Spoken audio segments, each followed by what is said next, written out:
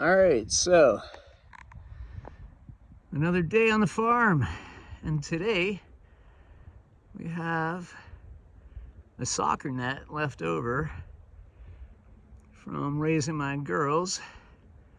I guess my son used it a couple of times too, as did I, but there's also all of the greenhouse left over and the willow tree, and we're now able to replace that with a sauna and cold plunge, which is going to be fun because we're going to be able to move it all around from like here. You can see how low this water is. The water table was unfortunately tampered with, so that's a whole ongoing issue. And people are like, oh, it was a drought, but it actually never was really like a drought like this. I mean, you know, even when it was dry out there like it was this year. But the mechanics of which we're able to prove based on water flow. And Agency of Natural Resource stream biologist, water flow biologist, stream ecologist rather, has been notified. We'll see if we hear back. I think a lot of people are very afraid to weigh in on this stuff. They don't want to get involved because they know some very corporate people are trying to pretend like they could reroute the water and it's not a federal crime, which it is. So that's key. People should understand that. And the event space here is going to be cleaned up shortly. All of this firewood's got homes. We've sold pretty much all of it. I'll probably keep some of this birch, which is still pretty dry and only has one season this winter in it, so I'll use that up. We've got some cherry going to a smoker. We've got some maple going out. We got orders coming from Bolton, Morrisville in the house, Richmond, Waterbury. So we got a lot of trees to cut, and this was another part of today. Ace is down there. He seems a little tired today, but the storage container is getting a facelift, and I'm gonna clean it out, repurpose it. I was telling a guy that broke down the greenhouse today, this used to be, actually this is a very close proximity of where my first trailer was, and that Connex unit was where my workshop was. Right now it is storage from that greenhouse, and we used to use it to dry hemp. What else do we use it for? Oh, just a ton of things. But right now it is getting repurposed into a kiln. So we're going to be stacking 6 cords and then firing it up from this side, and that will basically allow us to dry in about a cycle of 4 to 6 days, 6 cords. So that's going to keep us busy all winter. And we've got a ton of trees that need to get removed for the archaeology to kick off in the spring. So that's what's happening here. It was a good day, and we got a bunch of things to finish up.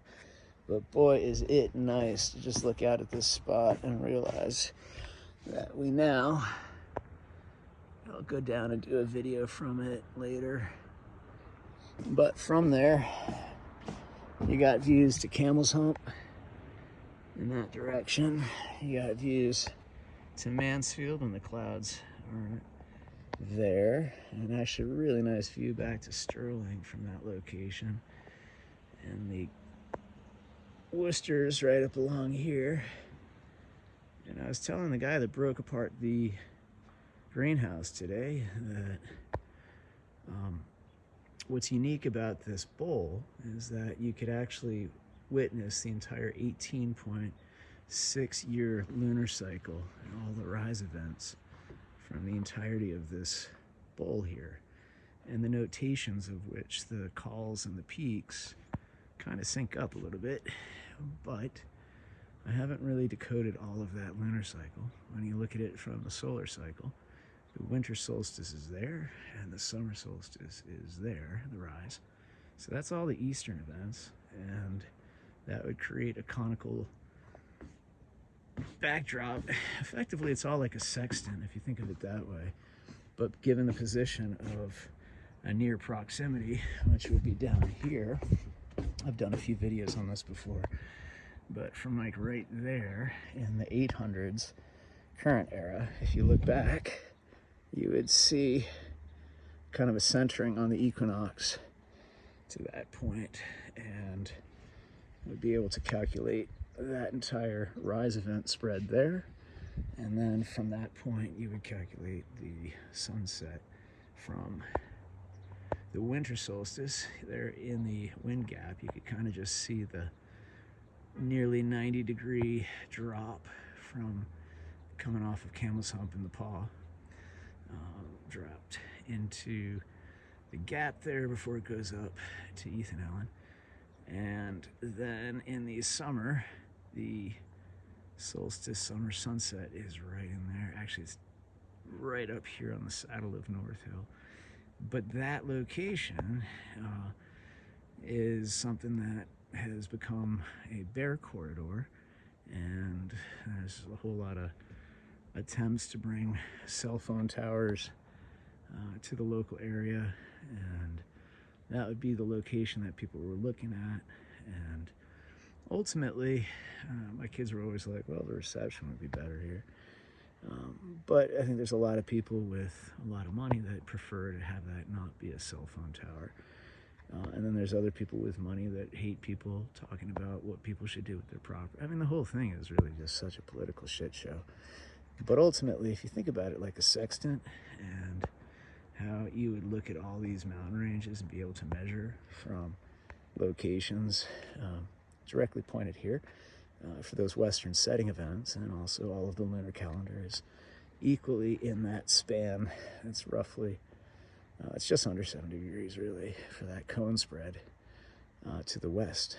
And all of those alignments, if you put it across the Milankovitch cycle, that's 432,000 years. Pretty much it stays within that window of sets and rises. And that is something that is modeled and in peer review right now. But from that location there, you get to see a whole lot of beautiful things. So we're going to be doing that shortly. If you're interested in booking, we're going to be having groups and all kinds of, we've done all sorts of things here, from weddings obviously, but we've had groups of naked yoga, we've had recording artists of Grammy proportions.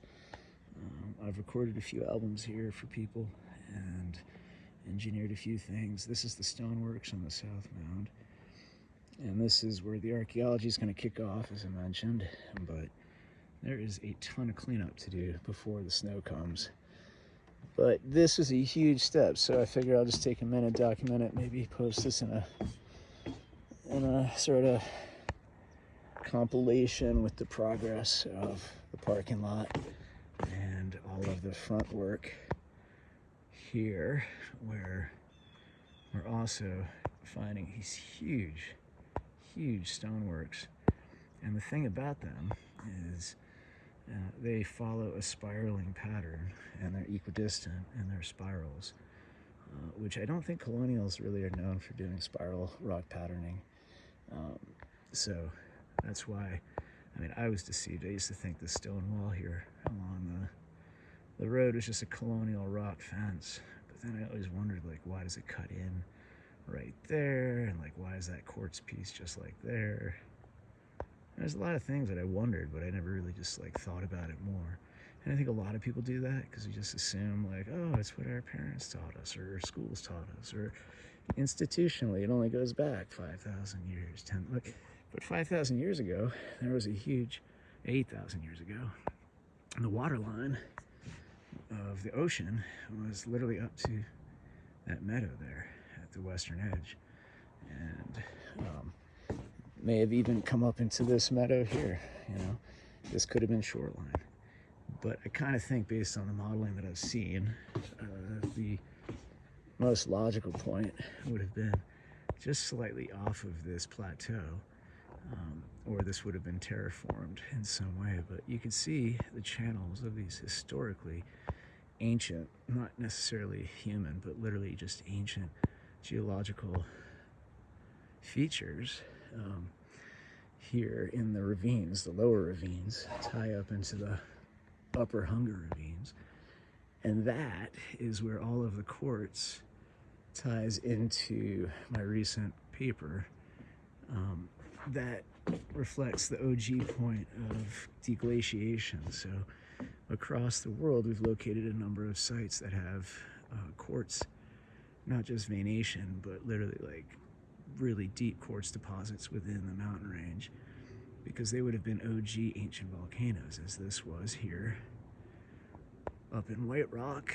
And all of that quartz in the Stowe Formation is effectively indicative of this ancient volcano. And that is something that, when you take a look at piezoelectrics and patterning of solar ignition relative to the concept of what does quartz do in that equation, it effectively is the OG, like the Big Bang of deglaciation. And it would be where the first trickles of water leaking out from the solar gain upon the glacier would have hit the rockwork, and it would have taken that. And as we know from studies in the Arctic, the use of resonance piezoelectrics at the 70 hertz to like 150 hertz is something that amplifies or accentuates, accelerates the deglacial process because of the resonance and the piezoelectrics at play. So given that, we were able to deduce Earth's pattern and effectively show how the ravines are part of this ancient early deglaciation pattern. So that study's getting published, but it's actually in peer review now. So soon it will be, I guess, available. Well, actually it is. I self-published. So if you want to go to the links, feel free to go read it. Not a lot of people like to read that stuff because it's pretty heady and weighty, and it like requires time. But what I like to do, and I encourage people to do, is just open it up in your browser and just have it speak to you and have it read it to you, because it's not like a lot of pictures. And I did that intentionally because that way you can just literally listen and you don't have to even like read. It's kind of fun that way. All right, hope everybody's well. Peace.